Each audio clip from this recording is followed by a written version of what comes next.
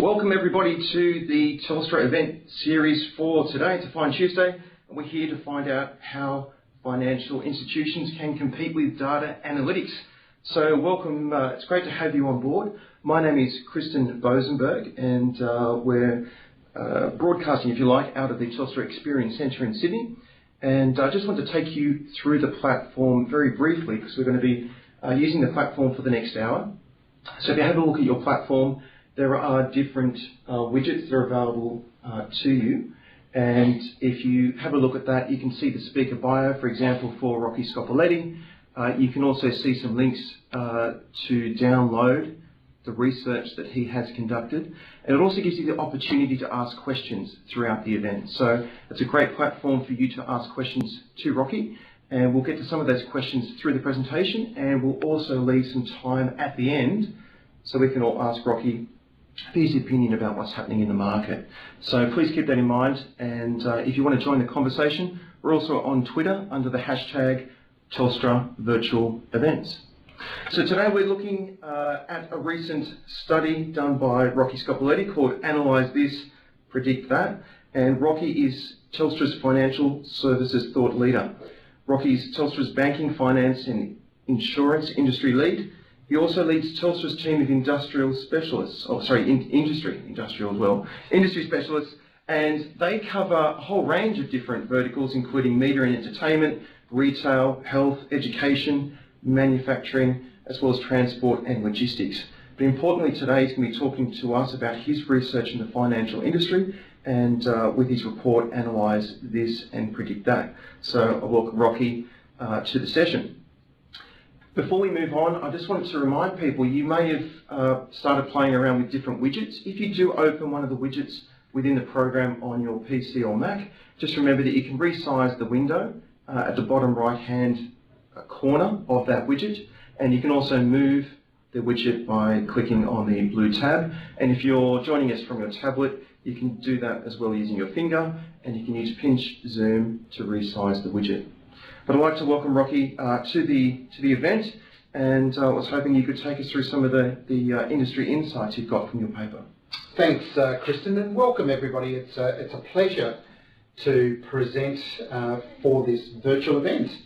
Now, what I'll do is just begin by sort of contextualising where this piece of research sits. Over the last 6 years, I've researched and written about 3 major disruptive forces impacting the financial services sector, and the first of those is about generations. And here I've contributed quite a lot of research around the impact that we can anticipate is going to occur as a result of demographic changes associated with Generation Y. Now, last year, I added to that conversation another aspect associated with demographic change, and this is really to do with intergenerational wealth transfer. And this is essentially sort of talking about the ageing population and how, as financial institutions, we now need to start thinking about how wealth, which in Australia today is disproportionately held by baby boomers, that is those aged 50 plus, and in fact 51% of the national wealth sits with about 30% of the population, which is that sort of baby boomer group, and how we can anticipate that's going to move onto younger generations. So that's really the first disruptive force. The second disruptive force that I've written about over the last 6 years is to do with digital. And here the conversation has really been about 3 key areas. The first has been the impact of social media, and I think that conversation is still unfolding. We're far from sort of landing, I think, in a place of comfort around the role that social media can play in financial services. The second area that I've been researching and writing about is to do with mobility. And, you know, we've seen such dramatic change occur in financial services as a result of Australians, you know, embracing smartphones in terms of the way with which they like to do their banking. And in fact, over 7 million Australians today are doing their banking using smartphones. The third digital area has been more recently to do with digital media. And this is really about sort of now looking at content and digital media and engaging customers in a more contemporary way compared to the sort of traditional forms of thinking about media, and how digital media is now really playing a fairly major role in terms of shaping the customer experience. Now, the third area that I've also been writing and talking about is about design thinking, and this is about shifting our thinking away from just satisfying customers or thinking about customers' needs as something as though we need to satisfy, and really sort of taking an outside-in perspective and thinking about the customer experience. And that's really what sort of design thinking is about.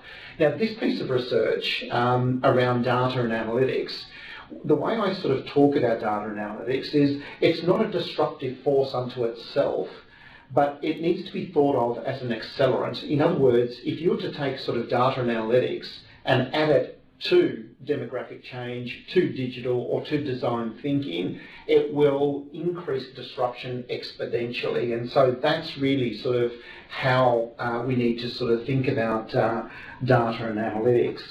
So what I'm going to talk about over the next sort of 30 minutes or so is really about these 5 key areas. The first is we're going to talk about how competition is being reshaped in the financial services sector and how we now need to think differently about competition. I'm then going to talk about the results of a major study of 43 financial institutions across Asia Pacific in terms of how ready they are to compete using data and analytics capability. I'm then going to share with you the results of a very large consumer study that we did across 5 countries: Australia, Singapore, Indonesia, Malaysia and Hong Kong, where we tested data-enabled experiences with a large sample of consumers to test how appealing these experiences were and how might that influence their preferences and the like. We're then going to talk about the technology environment to which financial institutions are now operating in, and then lastly we're going to conclude with some guidance that I'll provide around the role that data-enabled technologies will play in shaping and influencing experiences. So if we think about competition, there are many forces that will shape and influence the competitive environment for financial institutions, but I talk about 4 that I think are very, very pertinent to this conversation. The first is to do with the shift from the information age to the age of personalisation, and this is essentially about shifting our thinking away from thinking that it's about accessing information to the application of information, which is to do with personalisation. And I think this quote here, when I was doing the research by the former chairman and CEO of Citigroup, really jumped out at me in terms of, I think, encapsulating this point here, where he sort of refers to a point in time where the value of information emanating from a transaction will exceed the value of the transaction itself, and perhaps we've now sort of reached that point. Now, the next competitive force that I talk about is the network effect. Now, the network effect is essentially about facilitating many-to-many relationships, and this unfolds in many different industries. So in the technology industry, this is best known for the explosive rise of social media, for example. If you think about social media, what is that about? It's essentially facilitating many-to-many relationships. And that, what we've seen is the explosive rise of, social media, where they go from sort of 0 to hundreds of millions of users in a very quick period of time. Now, in a financial services setting, what we're already now starting to see is we're starting to see this play out across some key areas. So if we think about payments, for example, and the explosive rise of PayPal, has been a very contemporary way of thinking about how the network effect can fundamentally sort of, be a disruptive force within the industry. The second area, I think, more in relation to insurance is comparison websites. Now, if you look at the UK, 40% of general insurance now is bought through comparison websites. Here in Australia, that figure's around sort of 10 to 15%, but you can see that now starting to become part of the way with which people shop around for insurance, whether that's for general insurance or whether that's for life insurance. Now, the third area where the network effect is really sort of now starting to play out is in the lending market with peer-to-peer lending, and we can see this sort of explosive rise of peer-to-peer providers in the US and in the UK, such as Society One and more, Society One here in Australia.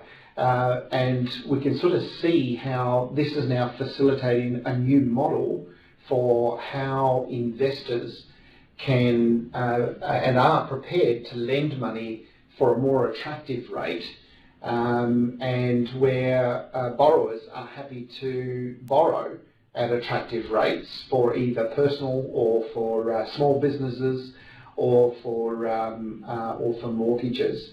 Now, the third disruptive force that I talk about is about cloud.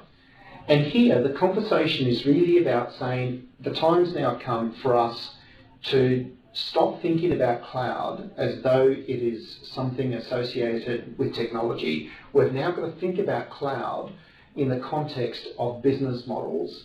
And the experience that I had here was visiting Moven Bank in New York last year, where I've walked into so many institutions in my life. I've just had this sort of,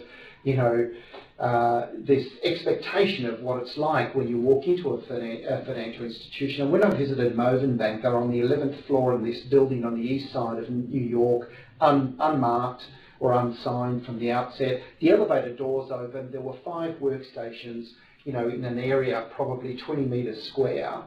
And there were 5 people working away at that workstation. I went, oh my God, this is a bank.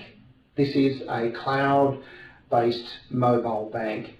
And so I think it is very, very important for us to now start thinking about cloud in the context of business models, rather than just thinking about cloud as though it's something occurring in technology. Now, the last disruptive force that I'm just going to spend a moment talking about is really preparing us for the next generation of technologies that are now starting to appear on the landscape. Now, artificial intelligence-based technologies play a very, very important role, because we have now reached the point where there is more information, more data being generated than what is humanly possible for humans to process. Now, the impact of this is really well understood through some of the early pioneering work that we're now starting to see come into fruition with IBM's Watson technology. And I commend the ANZ organisation here in Australia for being one of the early pioneers of looking at IBM's Watson technology and how that can apply in a sort of wealth management advice-based setting. There's other institutions such as Citigroup in the US, DBS Bank in Singapore, and Nedbank in South Africa that are already also using artificial intelligence for these kinds of applications. And so, look, I think these are the four key forces that I think when we think about data, we need to think about in terms of how they're reshaping competition in the financial services sector. So we're just going to go through to a poll question. Thanks for that, Rocky. We're going to go through to our first poll question, everybody. So this is your chance to participate. And if you can have a look at your first poll question, which is, do you think new entrants will disrupt the financial services industry? And Rocky's given several examples, and I'll just apologise, you may hear some background noise, so apologies for that. The customer references that Rocky has been using has been from the US, has been from London, has been from Asia. But just want to get your feedback. Do you think the new entrants will disrupt the financial services industry? Is it on your roadmap? Yes or no? So if you could submit your answer, and then we'll look at the results as they come through. So waiting for those to come through, and just there we go. So it's 100%, 100%, no doubt. And that's where I think it's really interesting to get those anecdotal stories about what's happening, particularly globally, and seeing what trends will be coming to the Australian market. So we've seen a little bit of that. But Rocky, just moving through to your next piece. Fantastic. Well, look, thank you for that poll, because in my view, you're absolutely spot on, and I'm going to now just talk through through a model that I developed in the report to just try and sort of put a little bit of perspective around this. So if we think about our core needs of what we want from financial services, they're really about four things. It's to save, spend, borrow, and invest.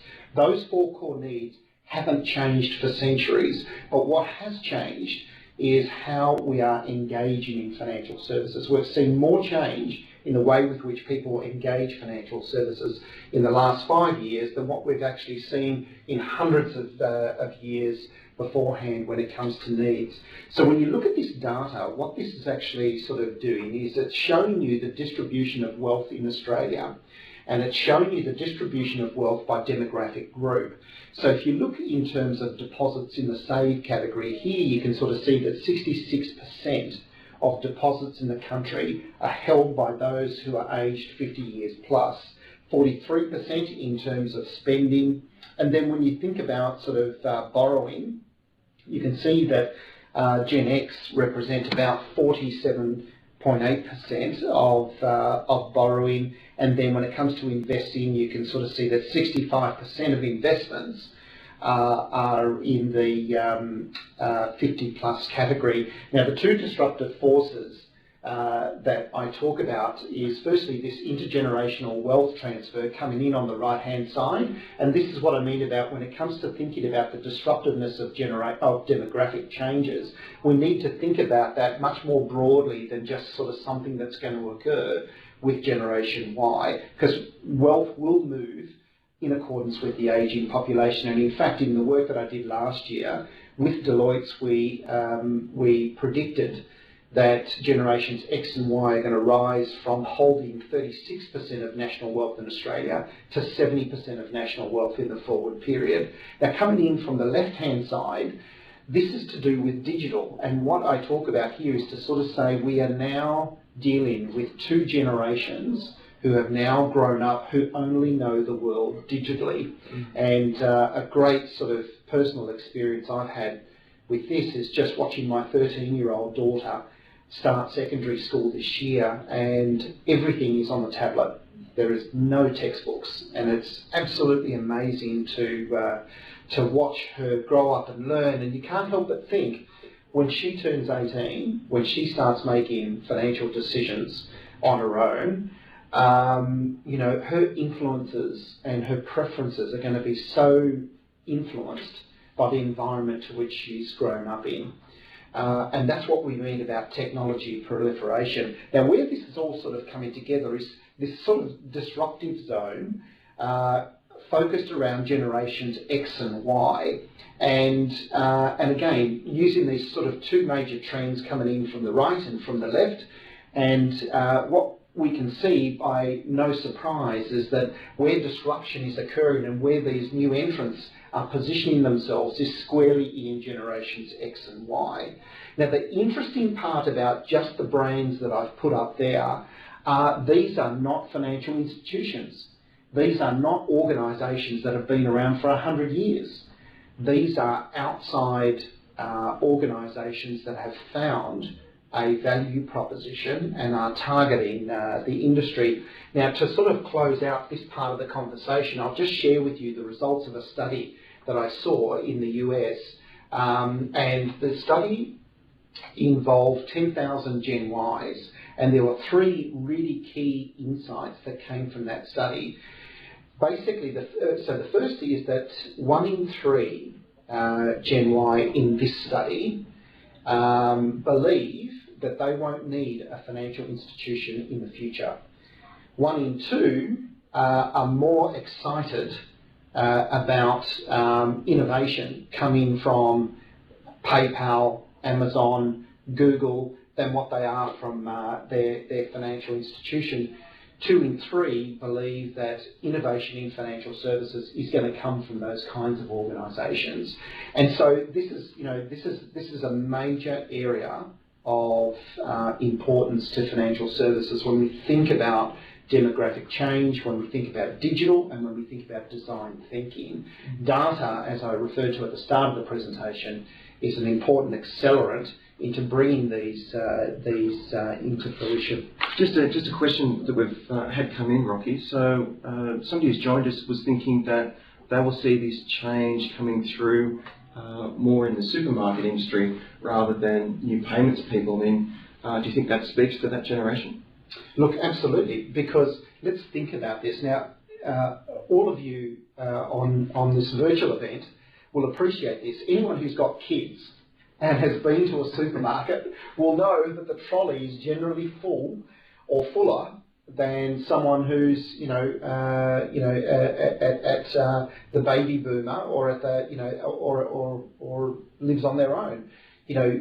Families buy more groceries, and so seeing Woolworths, seeing Coles come in to participate and compete into key parts of the financial services market is something that we can expect to see a lot more of. It's been proven in the UK with Tesco.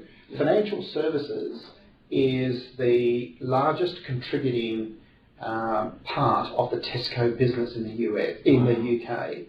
And so this is what Woolworths, Coles, and others are looking at. So yes, I think it's a great question. New entrants shouldn't be just sort of thought of as startups. You can absolutely see traditional players looking at adjacent moves into selected areas of the financial services sector. Okay, so now let's look at the question of, well, how ready are financial institutions today? So here, what I studied was 43 financial institutions across Asia Pacific to look at, again, how ready are they when it comes to maturity. Now, I've used a methodology that was developed by 2 researchers, Davenport and Harris, in Harvard, who studied 384 organisations in the US and defined what made up an analytical competitor. And they further defined the maturity in terms of the life cycle that organisations go through to becoming analytical competitors. Now, what we identified in this research was that there were really 2 fairly major gaps. The first is that when it comes to sort of looking at sort of data and analytics capability as in terms of the CEO and the leadership team priority, we found that there was 1 in 5 CEO and leadership teams who are yet to prioritise data and analytics on their corporate strategic agenda. The second gap that we identified is that only 5% of financial institutions are ready today to compete using data and analytics. Now, to explain sort of the bookends, I guess, of what a stage 1 analytical competitor looks like in a stage 5. A stage 1 organisation, as Davenport and Harris defined, is an organisation who flies blind. They know that they've got data out there. They're using a whole bunch of analytical tools. None of them are sort of integrated. They've got sort of analysts all over the organisation, none of whom are sort of relating to one another. A stage 5 analytical competitor, on the other hand, can be thought of as a Google, an Amazon, an eBay. These are organisations who systematically use data and analytics to compete. In financial services, you can think of these organisations in the US as Capital One, as an example of a stage 5 competitor, as well as Progressive Insurance, where everything in that organisation is driven off their data and analytics capability. So what this sort of shows you is that of the sample that we studied is that most institutions are in this sort of stage 3 area. So this has created a gap that the new entrants are now targeting and exploiting. So when it comes to sort of looking at the question of how important data and analytics were to this group that we studied, it's now ranked 4th on average in terms of the corporate strategic agenda. But what was really interesting was that a lot of CEOs, CIOs and CMOs reported to me that although it's 4th on the strategic agenda, it wasn't even there 18 months ago. So it's the speed with which data and analytics has now crept onto the corporate strategic agenda, which is really important. But what's interesting is that we can now see, as a result of the gap in terms of capability, that 6% of institutions and 6% of their ICT budgets are now being allocated towards data and analytics capability, and that sort of corresponds with the investments that institutions are now making in technologies to close out this gap. But we can also see that there's a commensurate expectation in terms of improvement of performance and results, where enterprises are expecting to have at least a 6.3% improvement in terms of their profit and operational efficiency. Now, the last most important point here is that marketing in the sample sales and marketing are now leading the strategy, the requirements and the investments of data and analytics in financial institutions, where in the past it's been led very much either by the operations area or by the finance area. Now, this is not sort of saying that those areas have now sort of lost control or anything like that. It's now saying that growth and the role that data and analytics are playing in driving growth is now what has emerged as the sort of area of priority for the application of data and analytics, and that's rightfully now led by sales and marketing groups. So I think we're going to ask a polling question. We will. Sorry, it's very interesting because it'd be good to get some feedback from you all out there as well, because I know from Telstra's perspective that we've spent quite a lot of time and investments in getting online analytics for the marketing piece, which is getting feedback from sales and marketing, and I find it actually interesting that it's only 6% of the budget for IT that they're trying to towards integration of data systems, because they've got a lot of disparate data systems and also legacy systems. So I imagine that number, you see that number increasing, Rocky? Yeah, absolutely. So we're going to move to our polling question. So our next polling question is, how important is data analytics to your organisation? So if you put extremely important, important or not so important, if you could open up that and respond, that'd be great to get a response from you. And Rocky, I wanted to ask you there was 1 in 5 people CEOs or C-level people in the organisations you polled, that it's not on the agenda. Is there any reason for that? Is it was it due to the where that market was? Is it due to the sector they're in? I think a lot of it has to do with just priorities, juggling many different issues. I think there's many issues affecting the sector at the moment, and I think it sort of probably reflects the different sort of points in cycle that some institutions may be at. But this is creating a blind spot, I would say, because those organisations who aren't looking at data and analytics at a sort of leadership level are exposing themselves to the competitive forces of those who are, and those are either new entrants or those organisations that are pursuing adjacencies.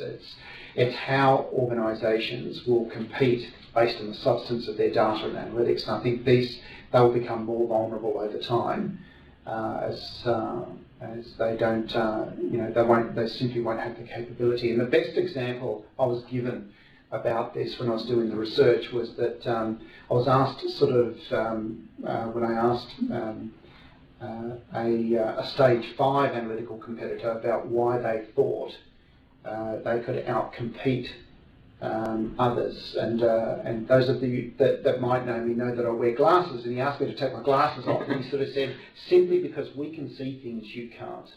And I thought that statement summarised it beautifully in terms of data and analytics, because if you can't see opportunities, if you can't see trends, if you can't see patterns that your customers might be indicating to you where others can, it's creating the opportunity for others to exploit. That's a good analogy.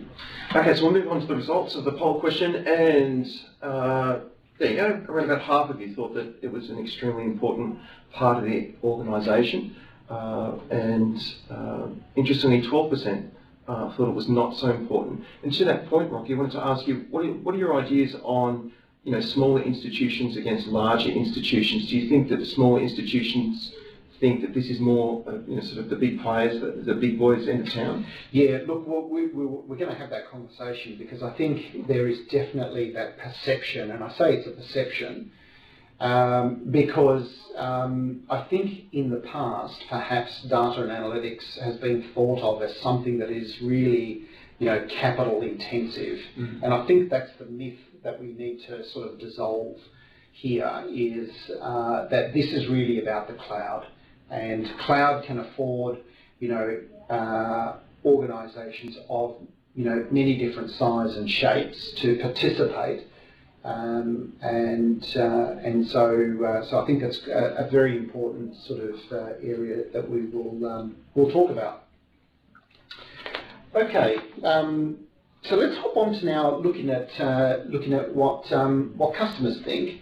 So the next part of the study, as I mentioned, involved a consumer study across 5 different countries, and this study, the purpose of this study was to present customers with 5 different experiences, data-enabled experiences that they could have with their financial institution, to test how that might alter perceptions, how might that change their preferences and the like. Now, so what I'm going to do is I'm just going to talk about perceptions to begin with, because I think this is very, very important, and what this is sort of signalling and showing is that perceptions, when you use data and analytics across all different channels, in very informative ways, you can certainly influence perceptions. And these are the 4. We tested 9 in total, but these were the 4 standouts. I think so. The first is accessing experts. The ability to access an expert is a very, very important way of altering perceptions in terms of experiences, because people want to engage the institution, but they want to talk to the expert. They want to get to that expert in the quickest possible time, through the devices of their choosing, through the medium of their choosing, and most importantly in the moment of their choosing. And you can sort of see this playing out across 3 key channels. For example, a personalised in-branch experience. So basically what this means is that when people go into a branch, they want to access the expertise. And it's the same with the contact centre, and it's the same with digital advice. Now, the next one that I just want to talk about is about know me and my financial situation. Now, this is all about data. This is all about customers knowing and being comfortable that they've got their financial provider has got a wealth of information about them, but is using that in a value-adding manner. So I think what people, the converse of this is people don't like to have to re-explain themselves. The expectation is, that you've got all the information about me.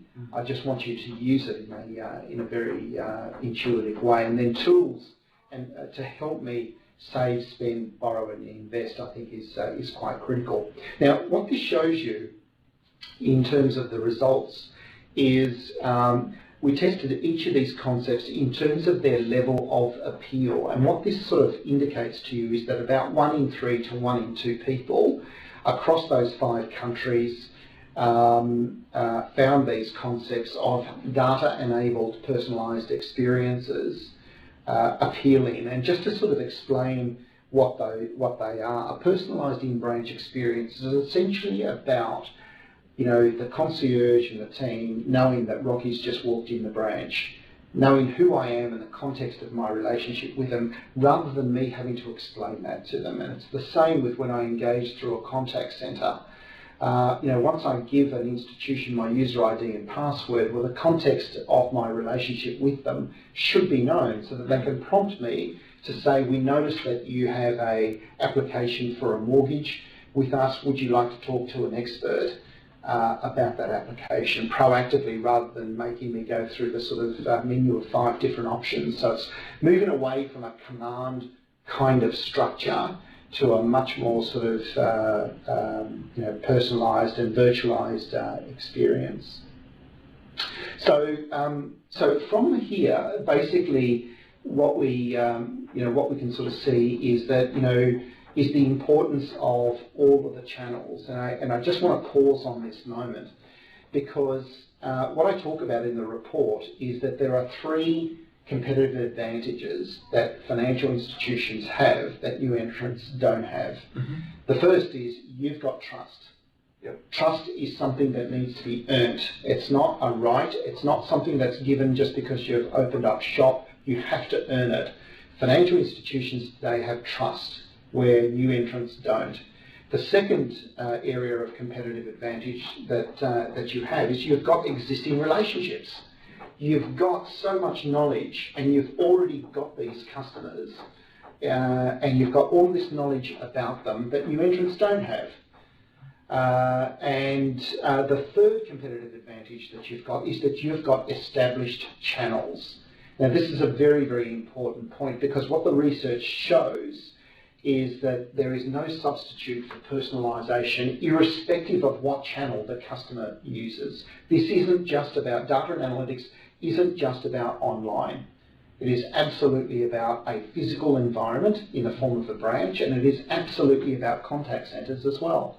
And so no single channel here can be you know, thought of as being sort of you know, important here. They're all important.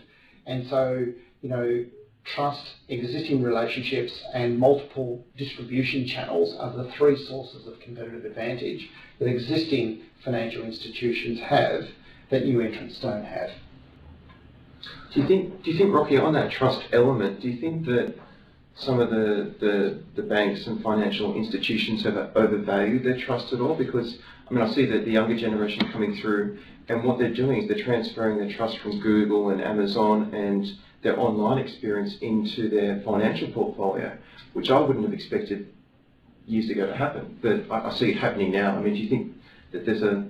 Absolutely. I think that is probably the other blind spot, that that we shouldn't just rest our laurels on the fact that, you know, trust is just isolated to financial affairs. You know, trust is also a function of many other facets of our digital life. And what we're now sort of seeing is a crossover of trust, you know, from one environment or one aspect of our life into another. And I think that's the area that, again, shouldn't be underestimated at all. So, yeah, no, great question. Okay, so we're going to move on to another poll question. And this time we're going to ask you, do you think customers want more personalisation in branches, contact centres, their mobile banking, or do they want it across all different channels? It'd be great to get your feedback. So what are you seeing in the market anyway with your customers, and where do they want their personalisation? Is it across a particular channel, or is it across all channels?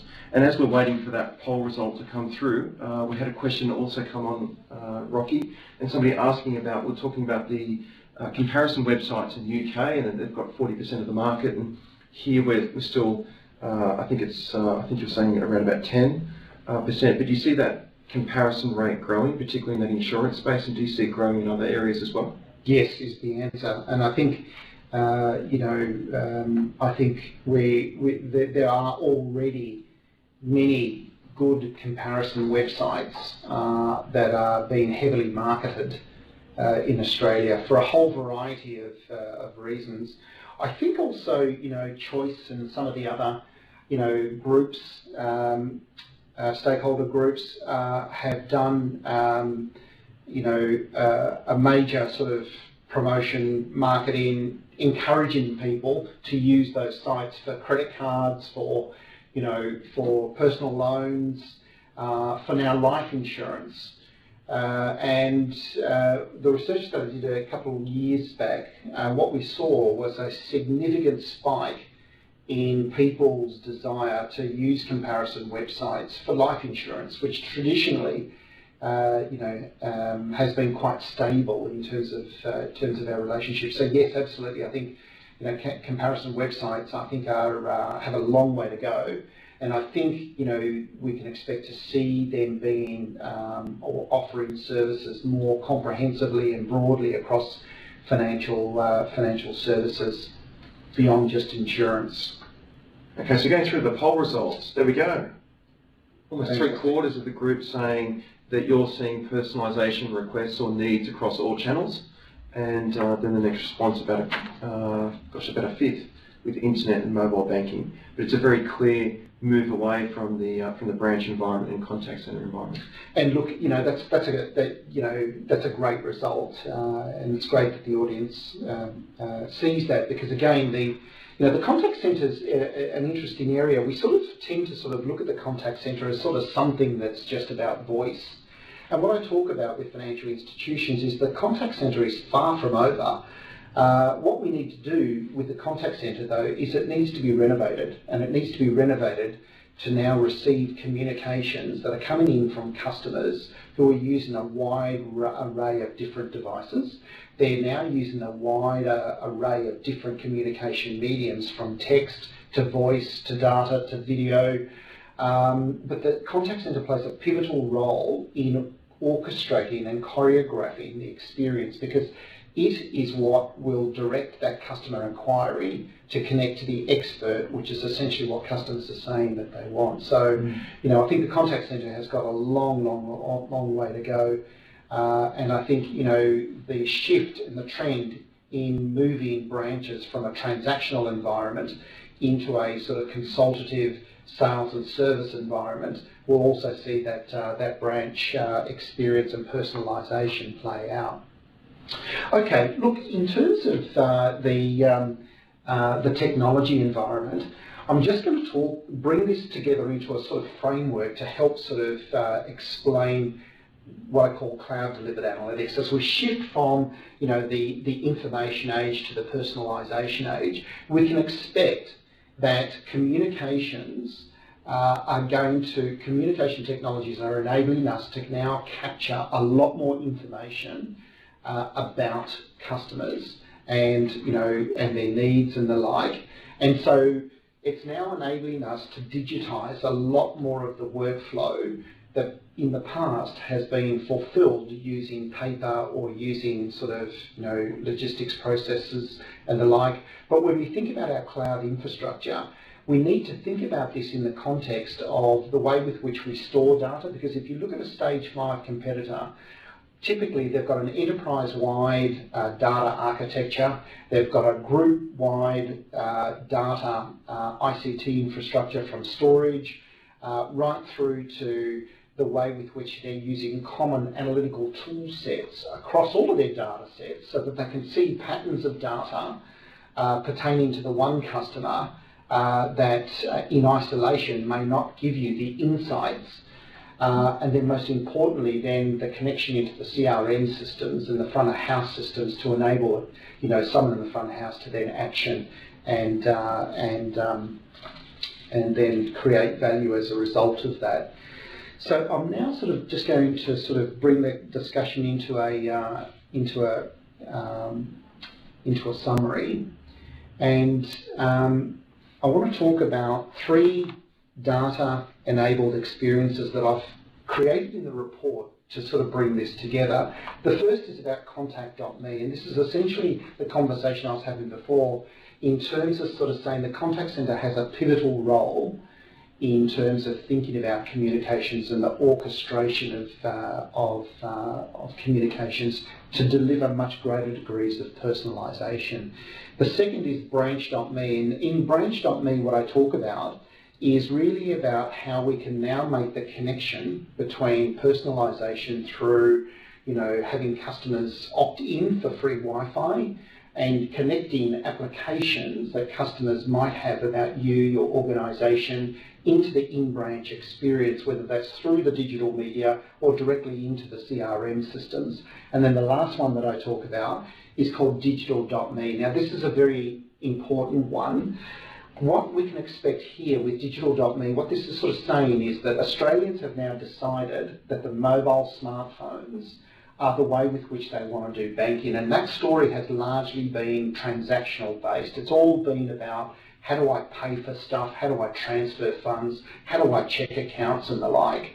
What we're now sort of seeing is the opportunity for financial institutions to now move this into the next area of opportunity by being able to enable customers to digitally process or originate applications, policy for insurance off their smartphones, and then have that digitally processed using digital signatures and digital documentation workflow. So this is really about sort of saying we're now at that point in time where new digital technologies can enable you to take the sort of customer experience to the next step. And we've invested in a whole variety of digital companies that are on the leading edge of different technologies around this area.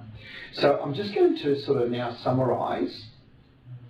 So firstly, in terms of industry developments, look, there's major forces at play here, and the important point that I talk about is that we've got to look beyond the competitors that we can see as being our sort of competitive threats. Competitive forces are now coming from outside of the industry, and we've got to look much more broadly about competition in that way.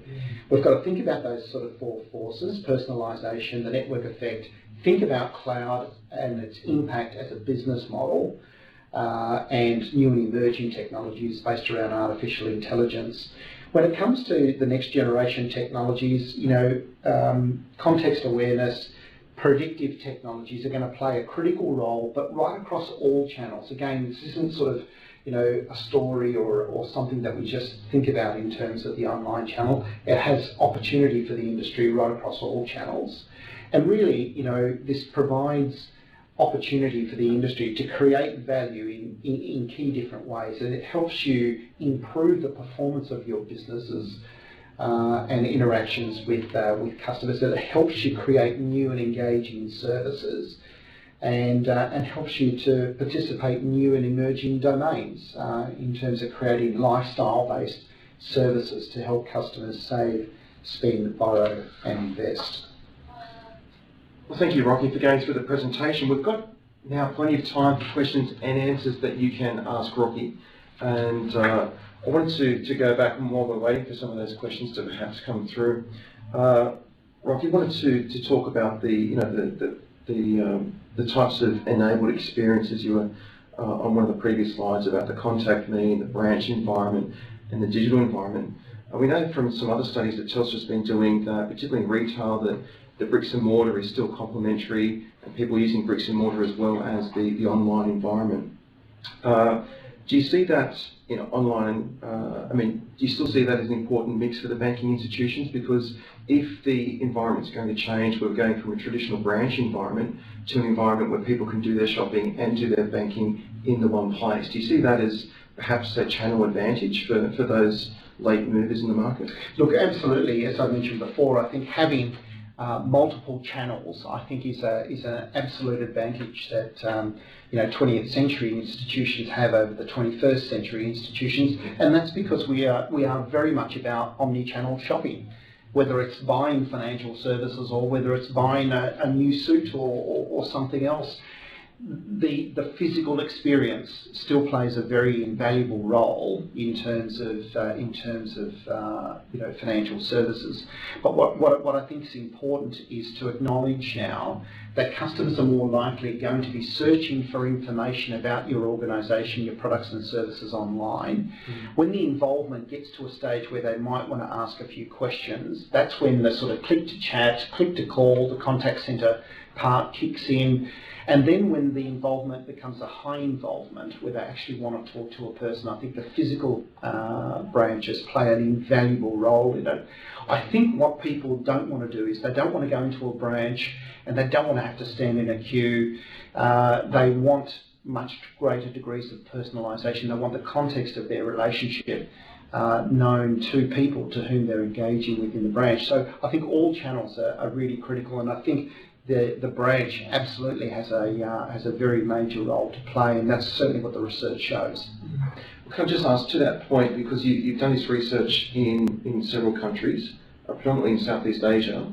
I was in Germany last week actually, and you still have to make an appointment with your banker to sit down. So it's like a 2:30 p.m. banking appointment. And the great thing is that they know who you are, they know your transaction history, they know your portfolio, but it's still that one-on-one banking experience, and it's very different in that culture. Do you see this research, you're going to go beyond Southeast Asia, and where do you see this research heading? You're going to look at different countries as well? Because you've got anecdotal evidence. Yeah. Look. It's a great observation. Actually, I'm not surprised that the German banking market would be by appointment, because a lot of it has been also here too.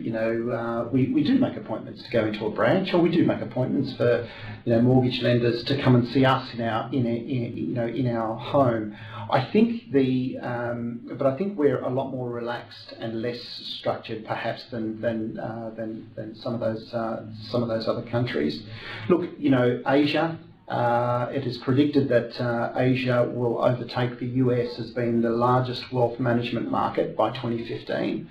When it comes to financial services, I think the Asia-Pacific region will really show its innovative prowess. And I think, countries that I've been to throughout Asia, a lot of the experimentation, the testing and learning that's going on around digital is absolutely amazing. But again, it's not done in isolation. They're not sort of just looking at this as though it's all happening through the smartphone. They're very much taking the omnichannel, multi-channel approach to it. Very good. So just going through to a question that we've received. Rocky, are you seeing any software as a service, data analytics services coming to the fore? Yeah, look, that's a great question. Most of the technologies communications technologies that we as an organisation offer today are very rich in their ability to emit, capture, analyse data. And what's interesting is that even from when we think about communications technologies, we now need to think about that inclusive of content. And so technologies such as Uyala, the organisation that Telstra announced about 2 weeks ago that we have now acquired, enables you to understand how customers are engaging your content on your digital media properties, as well as your online and the like. But importantly, I think it's coming back to the point that I made earlier on, is that when it comes to data and analytics, this isn't about a capital-intensive capability. Most of these can be procured as a service, or they are embedded as features within the technologies that you get. So cloud-delivered analytics, I think is already here. I think that's the conversation to have with your providers. Very good. I think it's interesting. A lot of particularly late movers to the market, they're already built for analytics from the get-go. And you look at some of those, even Google, Amazon, they've always been built around the analytic platforms. And I find it interesting because you were talking about Uyala, which is more or less a global platform, which is analytics on what device are people using, where are they, how long are they engaging for, which lets you then obviously personalise service and change the product offering. Got another question here before we wrap up. The market is dealing with the potential conflicts that vertical integration poses. Will the branch locations move away from being heavily branded to maybe better facilitate customer conversations? Yeah, look, that's a great question. It's interesting that there's been different branch models sort of pop up. You know, you've sort of seen combinations of coffee shops and coffee chains sort of blend in with banking. I think you can expect that that this will change for these reasons. Is that a lot of we're now seeing a lot of the transactional banking occur through machines, ATMs, coin collection machines. A lot of the transactional stuff will move outside the branch, where the branch will become a more sort of consultative selling environment, and that leads leads into opportunities to think about how you might partner to co-market financial services with other retail categories. Because at the end of the day, when you think about it, a retail shop environment is competing against everyone else in that retail environment, whether it's in a shopping strip or whether it's in a suburban community, to compete for people's attention. So I don't see any reason why you wouldn't want to actually think about that as a way of creating a different in-store experience. Mm. And we're doing the same at Telstra. So if you are in Sydney, 400 George Street is undergoing a refurb at the moment, and the new retail store will be open, I believe, in around about October, which is complementary to all of our efforts that we're trying to do, which is push a lot of our customer transactions online. Now, our final question that we'll take, and just wanted to talk to this before we go. Rocky, who do you see in the market? Who's doing well? Who do you think is doing a really good job in this space? And what are your thoughts about that? Look, I think locally, in the report, I've written a case study on Westpac. And Westpac have made publicly available in their presentations to the market the successes that they've had in the use of data and analytics, and they talk about the improved conversion rates, for example. They talk about the experiences that they've had with customers, either online, in a contact centre or in a branch, through delivering greater degrees of personalisation. So I think locally, I think Westpac are an organisation who have talked about publicly some of the results that they're getting in terms of the use of data and analytics. Look, in other markets, I'd say everyone should have a look at Capital One in the US. They're the most widely written of financial institution who is systematically using data and analytics to outcompete their competitors in the market. And their success story has been that, from day one, they were all about data and analytics. So I think they're a great organisation, and there's a lot of literature available on Capital One in the US. So I'd say those two organisations would be ones that I'd sort of call out there, locally and globally. Excellent. Well, thank you, Rocky. It's almost midday, so I want to thank you all for joining us online. There is down at the bottom of your screen, there's an opportunity for you to fill in a survey. It'd be great to get your feedback on how you found the event today, what type of events you'd like to see in the future as well. And just remember, you can download the report through the link on that site for Rocky's report that we have been discussing today, so you can read that in full. So I want to thank Rocky. Thank you for coming along. Pleasure. I know you're very busy and you're travelling around a lot, so thank you for your time. And just wanted to remind people that next week we have our next event in the virtual event series, which is on Wednesday the 3rd of September from 11 to 12. And we'll be focusing on the transport, manufacturing and retail industry. And particularly for that segment, we're going to be looking at the adoption of smarter tracking and monitoring, which in a way is, again, analytics. So thank you for joining us. My name is Kristen Bosenberg. We hope to see you again on a Telstra virtual event very soon.